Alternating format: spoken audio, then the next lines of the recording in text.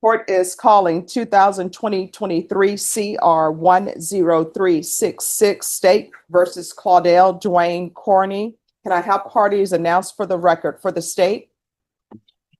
Repenting for the state of Texas. Good morning, for the defense. Christopher Ramos for the defense. And are you Mr. Carney? Yes, ma'am, this is me. All right, did you review the document entitled? Welcome to another gripping episode of Courtroom Chronicles. Today's case takes us deep into a Texas courtroom where Claudell Dwayne Carney, once offered a rare second chance, stands before the judge again. This hearing isn't about guilt or innocence, but redemption versus revocation. Carney was placed on deferred adjudication for aggravated robbery, meaning the court held off on a conviction if he stayed out of trouble.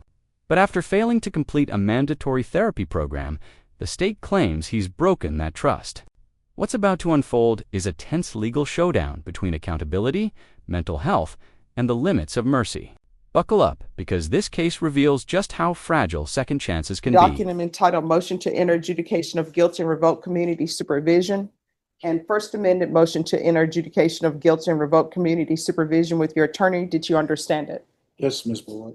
Are you the same Claudell Dwayne? Yes, ma'am. All right. Are you the same Claudell Dwayne Carney who was placed on deferred adjudication in 2023 CR 10366 for the offense of aggravated robbery on February 13, 2024 for a period of 10 years? Is that you?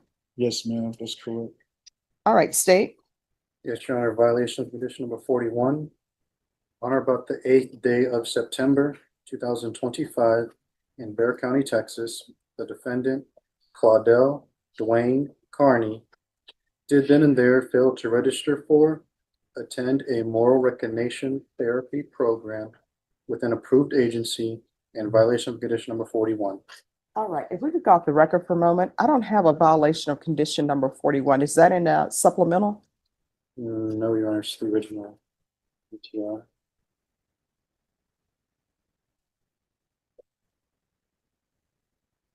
All right. To the violation, how do you plead, true or not true? True, ma'am. State will waive the other two violations, Your Honor. Any objections to the state's waivers? No, Judge. Did you understand by pleading true to violation? This is the moment where everything changes. When Claudell says true, he's not just admitting a mistake, he's surrendering his legal shield. In Texas, pleading true gives the judge full power to impose any sentence allowed under the original charge, even up to life in prison. There's no jury, no debate, just the law and the facts. It's a small word that carries life-changing weight, and the way he answers, calm and resigned, tells you everything. This isn't confidence, it's acceptance. Acceptance that his second chance might have just slipped away in 3 short words. Yes, ma'am. True to violation of condition number 41, court could find it true, grant the motion, find you guilty, and sentence you up to life in prison. Yes, ma'am. Knowing that, do you still wish to plead true to violation of condition number 41? Yes, Your Honor. Court will find violation of condition number 41 true.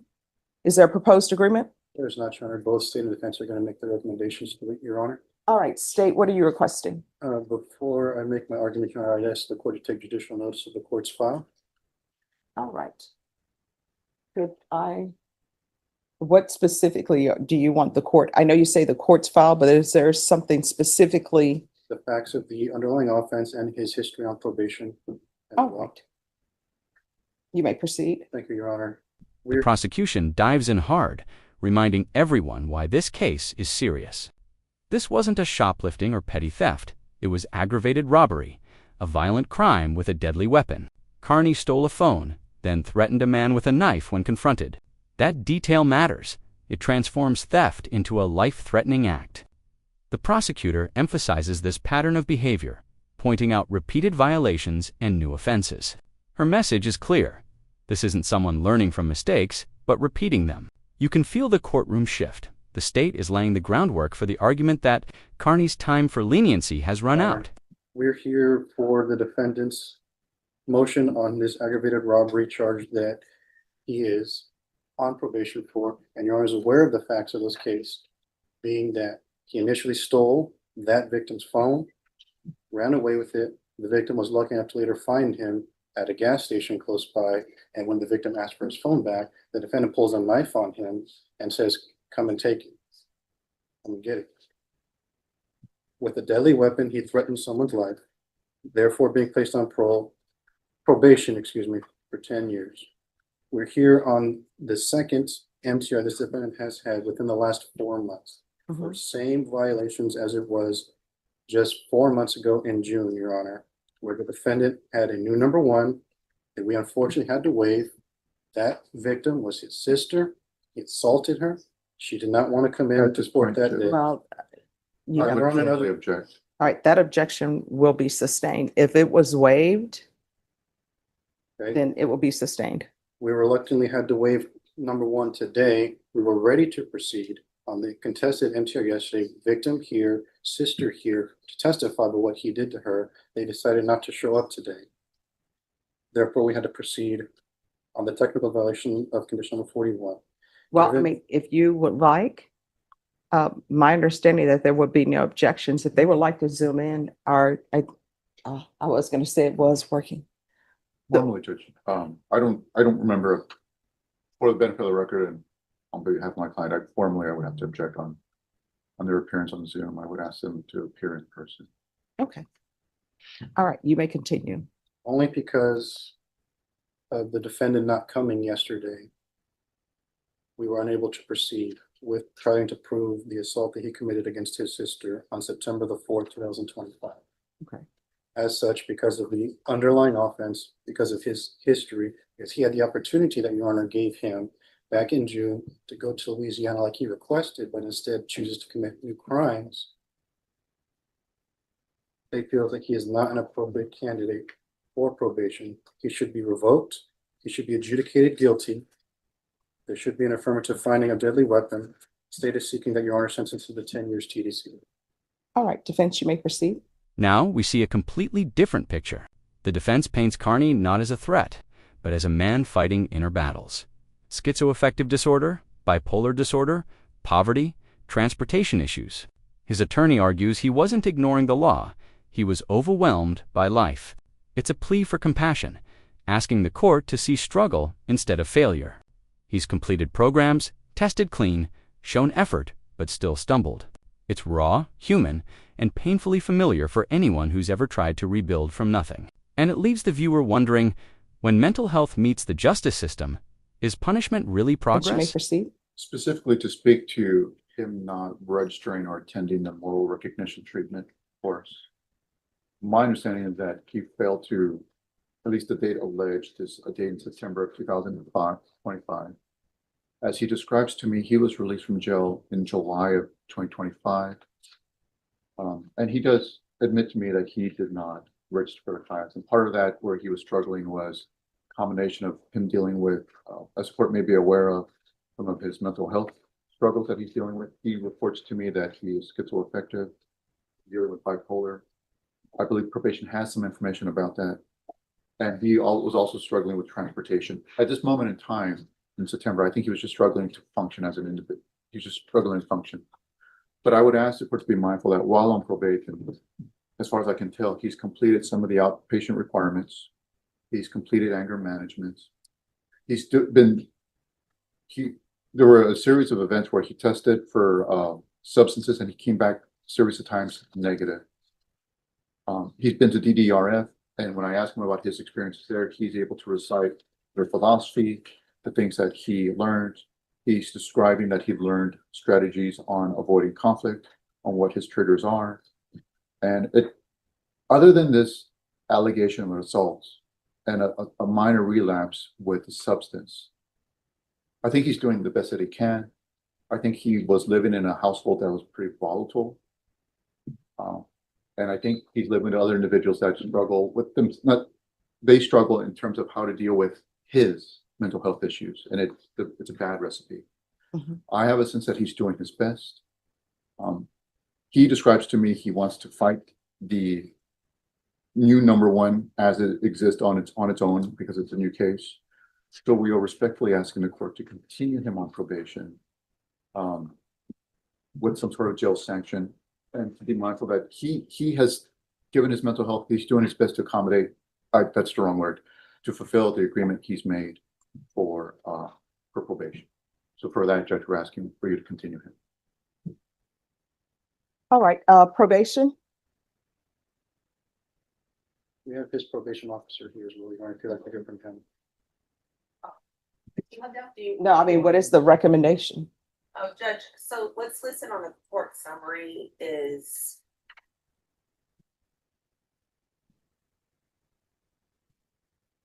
DDRF followed by 6 months sober living at approved location, and ISP. The probation officer confirms parts of both stories. Yes, Claudell made progress, completed anger management, outpatient programs, 121 days in rehab. But he also relapsed and skipped his moral recognition therapy, a crucial step in proving rehabilitation. Then comes the kicker, a positive drug test in August. The facts weigh heavy, and it's clear the judge will have a hard decision ahead. Here's the real question. How much failure is too much when you're fighting addiction and mental illness? Should the court punish relapse or treat it? Let us know in the comments. What would you do if you were the judge? ISP supervision upon DDRF, bi-weekly UAs for 60 days post DDRF. He did complete DDRF 121 days. He completed an outpatient program. He completed an anger management program.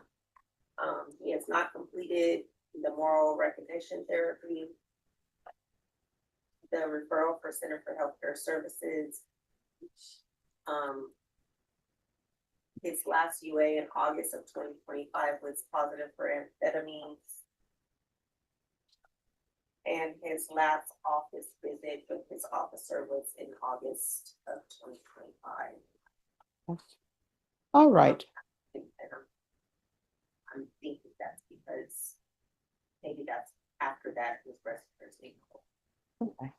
So here's the thing, Mr. Carney, Yes, ma'am. I don't think you're appropriate for probation. And then it happens. The judge delivers her decision, 6 years in state prison, with an affirmative finding of a deadly weapon. Her tone says it all, not anger, but disappointment. She reminds Carney that she granted probation against the state's objection, giving him a shot at redemption, and now feels let down. It's the justice system's hardest truth. Even mercy has limits.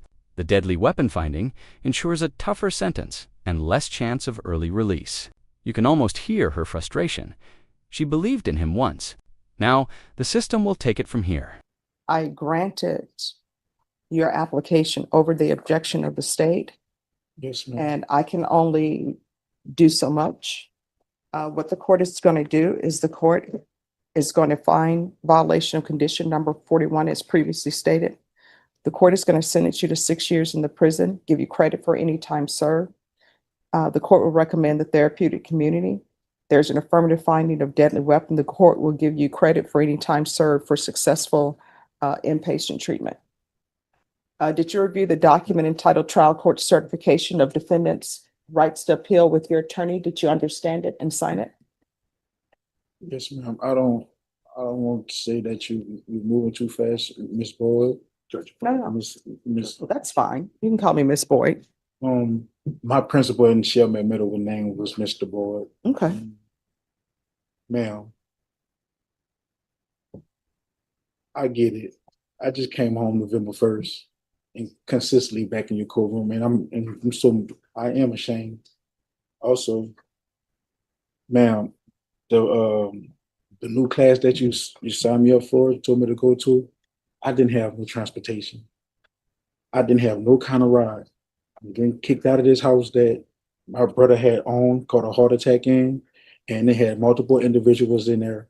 I haven't even spoke my mind about what's going on in this house, from guns, drugs activity, and Center for Healthcare helped me, got my food stamps.